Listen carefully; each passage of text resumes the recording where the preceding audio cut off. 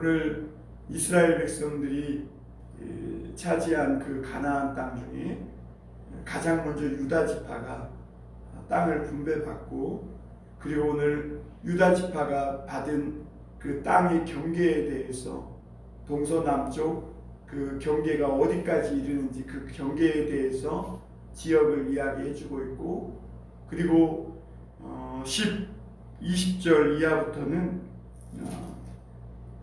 이 유다 자손이 분깃으로 받은 그런 성읍들의 자세한 그 성읍들의 명칭을 일일이 다 이렇게 기록하고 있는 것을 보게 됩니다. 우리가 유다 자손이 어떤 성읍을 취했는지 새벽부터 이 발음도 안 되는 이 말로 읽으려고 하니까 정신이 화들짝 드는데요. 하나님이 왜 이렇게 유다 지파가 받은 그 땅의 경계와 특별히 그 성읍들을 이름을 낱낱이 기록했을까? 사실은 오늘 우리가 이 성읍들의 이름을 몰라도 하나님 나라 가는데 크게 상관도 없고, 또 이 성읍이 어떤 성읍인지 오늘날 그 지명이 정확히 어디인지도 파악하기 어렵습니다. 그럼에도 불구하고 하나님이 이렇게 한 성읍 한 성읍 일일이 다 기록한 것은 이것이 살아있는 하나님의 역사고, 또 이런 성읍들을 일일이 기록함으로 말미암아 유다 지파와 이스라엘 자손들 가운데 하나님이 행하신 그런 놀라운 역사를 우리 가운데 오늘 보여주고 있는 것이죠. 여러분, 이것이 이 한 성읍 한 성읍을 유다 지파가 차지할 때 과연 쉬운 성읍이 어디 있겠어요? 오늘 심지어 이 갈렙이 차지한 그 헤브론 산지에 거기 성읍이 무슨 성읍이었는지 이름이 정확히 기억은 안 나지만 그 성읍은 얼마나 차지하기 어려운 성읍이었는지, 갈렙은 나이가 많았고 그 성읍은 드빌과 함께 거인족이 아르낙이 사는 그런 거인족이 살다 보니까 그 땅을 차지할 수 없으니까 자기 딸 악사를 걸어서 정말 용기 있는 사람이 그 땅을 향해 올라가게 하고 그 산지를 차지하면 악사를 주겠다 해서 온니엘이 드빌과 그 땅을 헤브론 산지를 차지하게 되는 것을 보게 됩니다. 그만큼 한 성읍 한 성읍 차지하는 데 있어서 하나님의 은혜가 함께했고, 하나님의 은혜가 아니었으면, 하나님의 힘과 능력이 아니었으면 유다 지파의 개인적인 힘과 능력으로는 차지할 수 없는 성읍들이었음을 우리가 보여주고 있죠. 그리고 하나님은 유다 지파의 그 삶과 함께 그 모든 성읍을 하나하나 다 차지하게 하셨고 하나님께 영광 돌리게 하신 것입니다. 여러분, 이것이 우리의 인생이고 우리의 삶이죠. 여러분, 하나님은 우리 삶을 통해서도 내 힘으로 불가능해 보였던 그런 그 영역들을 하나님께서 내가 살아가는 동안 하나님의 은혜로 말미암아 일일이 하나하나 다 차지하게 하시고, 하나님이 나를 향한 계획이 다 이루어질 때까지 하나님의 역사가, 은혜와 사랑이 함께 하시는 줄 믿으시고, 그렇게 갈렙처럼 믿음으로 살아가는 우리가 되었으면 좋겠습니다. 여러분, 우리는 어제 분명히 이 전쟁을 해서 땅을 차지하는 것도 중요하지만 어렵지만 더 어려운 것은 땅을 분배하는 일이라고 했죠. 그런데 오늘 마침내 이제 땅 분배에 들어가는데 가장 먼저 땅을 분배받은 지파가 유다 지파입니다. 유다는 이스라엘 그 야곱의 아들들 중에 넷째 아들입니다. 장자는 에브라임이고 둘째 시므온과 레위입니다. 그리고 넷째가 유다입니다. 여러 아들이 야곱에게 있는데 그 중에 왜 넷째 자식에게 가장 먼저 유산을 주는가? 보통 이스라엘이나 우리나라는 맏아들에게 가장 먼저 2배의 갑절의 유산을 상속해 주는 것이 관례이고 통속적인 것이 아니겠습니까? 그런데 오늘 이 이스라엘 12지파가 땅을 차지한 후에 요단 동편에 있는 지파들 빼고 이 요단 서편 본 가나안 땅을 분배함에 있어서 가장 먼저 유다 지파에게 땅을 분배해 주는 것을 볼 수가 있습니다. 여러분, 갈렙에게도 마찬가지입니다. 갈렙은 원래 이방인입니다. 그런데 그가 하나님의 말씀에 사로잡혀서 하나님이 약속하신 그 땅을 차지해야 한다. 그 땅은 하나님이 이스라엘에게 주신, 공동체에게 주신 땅이다 라는 말씀을 기억하고 하나님의 말씀에 사로잡혀서 헤브론 산지에 올라가서 그 땅을 차지합니다. 그때 이 여호수아가 그 땅을 갈렙에게 주었을 뿐만 아니라 갈렙이 유다 지파에 들어가게 합니다. 그리고 이방인임에도 불구하고 갈렙이 가장 먼저 어떻게 보면 땅을 분배받게 합니다. 그러니까 하나님께서는 보통 사람들이 생각하는 고정관념을 어떻게 하는 거예요? 뒤집어 버리십니다. 보통 우리는 큰아들, 뭔가 맏아들이 가장 먼저 유산을 받고 가장 먼저 이렇게 땅을 분배받아야 된다고 생각했지만 하나님은 유다나 또는 이방인이었던 이 갈렙, 이 사람들에게 먼저 땅을 분배해 주는 것을 보게 됩니다. 사실 성경에는 그런 예가 많습니다. 다윗도 보면 8째 막내 아들이었는데 하나님은 그에게 기름 부으시고 이스라엘의 왕으로 세우십니다. 그러면 솔로몬은 어떻습니까? 솔로몬은 밧세바의 아들이, 그러니까 솔로몬은 어떻게 보면 이렇게 잘못된 불륜을 통해서 이 사건으로 연결고리가 맺어져서 태어난 그런 부인의 아들인데, 그럼에도 불구하고 이 솔로몬이 이스라엘의 대를 이어 왕이 됩니다. 여러분, 유다는 이 창세기로 우리가 돌아가서 보면 요셉을 그 미디안 상인에게 판 사람이고 또 나중에는 며느리와 가늠한 그런 형편없는 넷째 아들입니다. 그럼에도 불구하고 하나님 왜 유다에게 가장 먼저 땅을 기업으로 분배해 주시는가?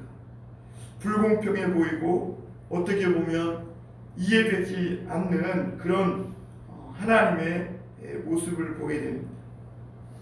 그런데 여러분, 우리가 유다의 삶을 보면 하나님이 유다를 얼마나 사랑하셨고 또 유다를 통해 하나님이 얼마나 큰 구원의 그림을 그리고 계셨는지를 보게 됩니다. 창세기 49장에 가보면 야곱이 죽을 때 각 아들들을 축복하는데 특별히 이 유다를 축복하면서 뭐라고 얘기하냐면, 이 유다 너는 이 형제들 중에 찬송이 될지라 하면서 유다 내가 원수의 목을 잡고 그리고 내가 이 이스라엘의 이 홀이 너에게서 떠나지 않을 것이며, 그러면서 이 유다 지파에 대한 놀라운 축복의 예언을 해주는 것을 보게 됩니다. 하나님이 보실 때는 이 유다가 처음에는 그렇게 형편없는 그런 아들이었지만 나중에 그 아버지 야곱, 그 마지막 베냐민을 잃고 애통해하는 아버지를 보면서 유다가 하나님의 말씀으로 돌아와서 그가 자기의 목숨을 담보하고 형제들을 대신해서 그 베냐민 그 막내 아들을 대신해서 자기가 볼모로 잡혀 있겠다고 그렇게 요셉과 또 그 형제들 사이에 중재를 하고 자기의 목숨을 담보로 해서 형제들과 이 베냐민을 보내달라고 하는 그런 관용을 베풀기 시작하는 것을 보게 됩니다. 그것을 통해 하나님은 이 유다를 말씀으로 돌아와 회개하고 돌이킨 이 유다의 삶을 축복해 주기 시작했고, 그를 영적 장자로 삼아서 나중에 메시아가 그리스도가 이 유다 자손에게 늘 통해서 오게 됩니다. 그래서 여러분, 오늘 유다 자손이 차지한 이 땅을 보면요, 그 땅이 예수님이 태어나시고 활동하시고 사역하신 메시아의 사역이 이루어지는 모든 땅을 거의 내포하고 있습니다. 베들레헴이나 예루살렘이 다 이 유다 땅에 있어요. 그래서 하나님은 그렇게 십자가를 지고 자기 목숨을 내걸고 형과 아버지를 생각한 이 유다를 가장 먼저 생각해서 가장 먼저 땅을 분배받게 하고 가장 넓은 땅을 그에게 주는 것을 볼 수가 있습니다. 여러분, 아브라함도 마찬가지죠. 아브라함도 보면 조카 롯과 이 분쟁이 있을 때 너는 우하면 내가 좌하고 내가 좌하면 우하리라. 그러면서 먼저 관용을 베풉니다. 그리고 이 조카 롯이 소돔과 고모라를 택해서 갔는데 거기서 위험을 당해 죽게 되었을 때 이 아브라함은 조카 롯을 목숨 걸고 구해주기까지 합니다. 하나님은 그 아브라함에게 뭐라고 말씀하세요? 너는 눈을 들어 땅을 바라보고 나아가라는 것이죠. 내 발로 밟는 모든 땅은 내 땅이 될 것이라. 아멘. 하나님이 그렇게 이 아브라함을 축복해 주시는 것을 보게 됩니다. 그러니까 오늘 우리가 이런 말씀들을 보면서 깨닫게 되는 것이 뭐냐면 하나님의 은혜는 서열이나 사람의 외모로 되는 것이 아니구나라는 것을 깨닫게 됩니다. 이는 혈통으로나 사람의 육정으로 나지 아니하고 오직 믿음으로 난 사람이다. 그렇지 않습니까?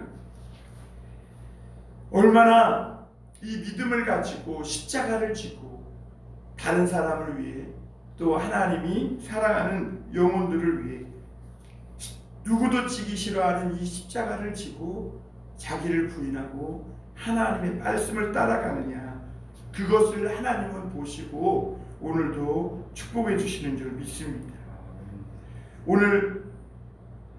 그래서 오늘 15장 1절부터 쭉 12절까지 보면요, 이 유다 지파가 받은 땅의 경계가 나옵니다. 첫째 1절에 보면 남쪽 경계가 나오는데요, 남쪽 경계가 에돔 경계에 이르고 또 신광야까지 이릅니다. 그리고 또 다른 남쪽 경계가 있는데 여메라고 이렇게 말하고 있습니다. 그러니까 유다 지파의 남쪽 경계는 남으로는 에돔이에요. 그리고 여메가 있음을 보게 됩니다. 그리고 이 동쪽 경계죠. 5절의 동쪽 경계에 보면 동쪽 경계도 이 염의 끝부분이 이 동쪽 경계가 되는 것을 볼 수가 있습니다. 그러니까 이 기울주간 염해를 놓고 유다 지파의 땅이 있는 것이죠. 그리고 북쪽 경계는 그 요단 끝에 있는 해만에서부터 벳 호글라로 올라가서 쭉 올라가면서 이 7절에 보면 아골 골짜기가 나옵니다. 그리고 8절에 보면 흰돔의 아들의 골짜기가 나와요. 이 흰돔의 아들 골짜기는 뭐냐면 가나안 족속이 그 자기의 자식을 불살라서 온갖 우상을 섬겼던 그런 아주 추악한 우상 숭배가 이루어졌던 이 골짜기입니다. 그래서 나중에 이스라엘의 이 열왕기에 보면 이스라엘의 왕들이 자기 아들을 이 흰놈의 골짜기에서 불살라서 우상을 숭배하고 하나님의 분노를 사게 하는 그런 아주 어둡고 죄악이 가득한 그런 골짜기입니다. 어쨌거나 이스라엘의 북쪽 경계가 그렇게 되고 있죠. 그리고 마지막으로 12절 서쪽 경계를 보면 대해, 여기서 대해는 지중해를 말합니다. 지중해와 그리고 그 해안이니 유다 자손이 그들의 가족대로 받은 사방 경계가 이러하니라. 여러분, 유다 지파의 경계를 가만히 한번 생각해 보세요. 금방 남쪽 경계는 뭐라 그랬어요? 에돔, 그리고 신광야입니다. 그러니까 남쪽으로 가봐야 적군 에돔이 있고 광야길이라 빠져나갈 수가 없는. 그리고 동쪽 경계는 어때요? 염의 끝이라고 했습니다. 염의 끝. 그러니까 이 동쪽도 어떻게 해요? 이 사해바다, 염해가 가로막고 있는 거죠. 그리고 북쪽 경계는 어때요? 흰놈의 골짜기, 아골 골짜기, 다 이 어둡고 캄캄한 그런 이 죽음의 땅이 그 북쪽 경계인 것입니다. 그리고 마지막으로 서쪽 경계는 뭐예요? 대해, 지중해입니다. 그러니까 유다 지파가 받은 이 땅이 경계가 사방이 바다고 또 남쪽으로는 가봐야 광야 사막이고 그리고 에돔이 있고 위쪽으로는 흰놈의 골짜기 아골 골짜기 이 죽음의 골짜기라. 그러니까 사방이 어떻게 됐다는 거예요? 막혀 있다는 것이죠. 어디를 가도 이 유다 지파의 땅은 어디 하나 기댈 곳 빠져나갈 곳 없는 그런 사방 경계인 것을 보게 됩니다. 여러분 우리가 이 유다 지파의 이런 사방 경계를 보면서 깨닫게 되는 것이 뭐냐면 이렇게 사방이 막히고 바다요 죽음의 골짜기요 그래서 어디 하나 기댈 곳 나아갈 곳 없는 그런 상황의 경계에 이르는 이 유다 지파가 그 경계 속에 사는 그 자체가 은혜고 하나님의 축복이라는 것을 보게 됩니다. 여러분 우리가 지난번에 말씀 나눴지만 요단 동편의 르우벤과 갓지파와 므낫세 반지파는 아주 좋은 땅을 가장 먼저 받았어요. 그런데 그 땅은 르우벤에게만 좋습니까? 르우벤이 보기에 좋으면 누구에게도 좋겠어요? 다른 사람들 보기에도 좋지 않겠어요? 그러니까 가장 먼저 외적의 침략을 받아가지고 받았던 기업 땅을 전부 다 빼앗깁니다. 그리고 완전히 사라져 버립니다. 그래서 여러분 오늘 우리가 이렇게 가만히 생각해 보면 유다 지파처럼 세상에서는 사방 피할 곳도 없고 의지할 곳이라고는 아무것도 없어서 하나님밖에 의지할 수밖에 없는 그런 사방 경계, 사방으로 우겨싸임 당하는 것 같지만 사실은 그때가 하나님의 은혜와 축복을 가장 많이 받을 때라는 것을 기억해야 될 줄 믿습니다. 사방이 막힌 것 같아도 여러분 하나님이 지켜주시기 때문에 그래서 외적이 들어올 때 유다는요 가장 늦게까지 이 기업을 지킬 수 있게 됩니다. 고린도후서 4장 7절 8절에 보면 사도 바울이 이런 말씀을 합니다. 우리가 이 보배를 질그릇에 가졌으니 이는 심히 큰 능력은 하나님께 있고 우리에게 있지 아니함을 알게 하려 함이라. 우리가 사방으로 우겨싸움을 당하여도 쌓이지 아니하며 답답한 일을 당하여도 낙심하지 아니하며 이렇게 말합니다. 지금 우리는 어떤 상황에 환경에 처해 있는지 한번 생각해 보시면 좋겠습니다. 사방이 막혀 어디도 갈 수 없고 피할 곳도 없는 그런 상황입니다. 코로나가 한번 걸리니까 전 세계가 다 막혀 사방이 막혀. 그런데 여러분 이것이 하나님의 축복입니다. 이제 세상에 눈을 감고 하나님을 보게 하려는 하나님의 큰 계획임을 믿으시길 바랍니다. 하나님께 집중할 수 있는 곳이 사실은 하나님의 축복의 장소입니다. 그리고 오늘 이렇게 유다 지파가 가장 먼저 이 하나님으로부터 가나안 땅을 기업으로 분배받은 것은 그냥 거저된 것이 아니라 창세기 49장에 있었던 야곱의 축복의 말씀처럼 어떻게 보면 오랫동안 하나님의 말씀대로 이루어진 것을 볼 수가 있습니다. 그러니까 유다 지파가 어느 날 갑자기 하나님께 잘 보여서 그냥 이 땅을 분배받은 것이 아니라 유다는 자격도 없고 어떻게 보면 하나님 앞에 이 땅을 먼저 큰 땅을 분배받을 만한 그런 사람도 그런 지파도 아니었지만 하나님은 오래전부터 이 계획을 세우시고 이 유다 지파에게 가장 먼저 가장 큰 땅을 선물로 주시는 것을 보게 됩니다. 여러분 우리의 삶도 마찬가지입니다. 우리는 그냥 우연히 일어나는 일들 같지만 우리에게 일어난 하나님의 놀라운 축복의 그런 삶들은 오래전부터 하나님이 우리를 향한 계획과 사랑을 가지고 있었음을 우리가 깨닫게 됩니다. 태초부터 우리를 향한 하나님의 사랑과 계획이 있었던 것이죠. 그 안에 유다가 넘어지고 자빠지고 또 실족하는 그 계획까지도 하나님은 다 알고 계셨어요. 그래서 하나님은 오래전부터 유다가 넘어지면 그 넘어진 자리에서 어떻게 일으키겠다. 그래서 그 땅을 선물로 받아서 그가 어떻게 하나님 앞에 다시 서게 하겠다라는 오래전부터 그 놀라운 태초부터 계획과 사랑을 하나님은 갖고 계셨던 것임을 우리가 믿을 수 있기를 바랍니다. 하나님은 저와 여러분에게도 마찬가지예요. 하나님은 저와 여러분에게도 지금 우리가 가고 있는 이 길이 그냥 우연히 또 내가 잘못해서 그냥 내가 저지른 일들에 불과하다고 우리가 생각할지 모르지만, 그래서 자책하고 너무 비관할지 모르지만, 그러나 하나님은 이러한 모든 일까지도 하나님의 계획 속에 있고 하나님의 은혜 아래에 있고, 우리가 넘어지더라도 그 넘어진 자리에서 다시 일으켜 세워주시고 다시 믿음으로 갈 수 있도록 오래전부터 하나님의 사랑과 관심이 우리를 향해 있었음을 잊지 마시길 바랍니다.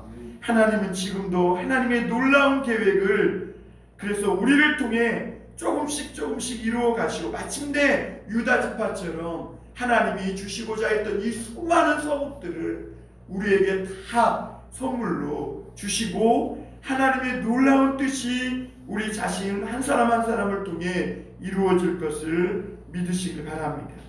아가서 8장 6절 7절에 보면 이렇게 말합니다.